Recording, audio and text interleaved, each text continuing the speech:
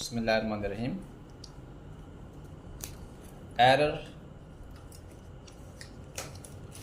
Error जो है ये y माइनस y की इक्वल होती है, यानी the difference between true value and estimated value is called error. ये y जो है ये ट्रू वैल्यू है और ये y जो है इसे हम लोग एस्टिमेटेड वैल्यू कहते हैं। इन दोनों का जो डिफरेंस है इसे एरर कहते हैं।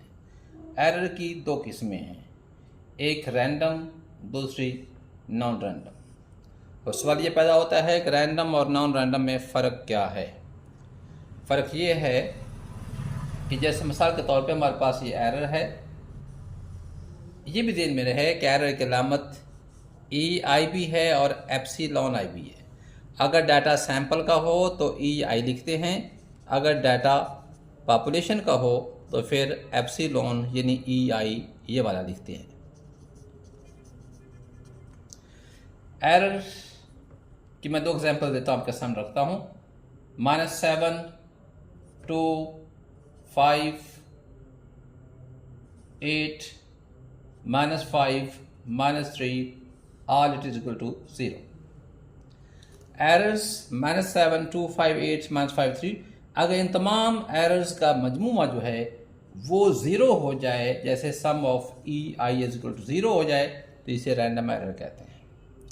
रैंडम एरर चांस एरर होती है, इसे एक्सीडेंशियल एरर भी कहते हैं। कुछ एरर पॉजिटिव होती हैं, कुछ नेगेटिव होती हैं, कुछ ज़ीरो भी हो सकती हैं, लेकिन तमाम एरर्स को जमा करने से या ऐड करने से सम उसका वो 0 आ जाए तो रैंडम एरर, 0 ना आए तो फिर वो नॉन रैंडम एरर होती है। अब नॉन रैंडम एरर की मैं एग्जांपल आपके सामने फिर देख देता हूँ। जैसे ये है 7 2 5 8 5 3।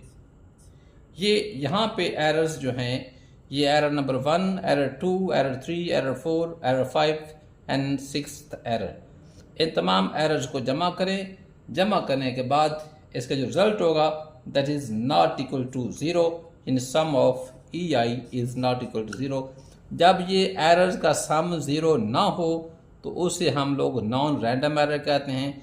अगर एरर्स का सम 0 हो जाए तो उसे रैंडम कहते हैं। ये रैंडम एरर की एग्जांपल है और ये वाली एग्जांपल जो है ये नॉन रैंडम एरर की एग्जांपल है।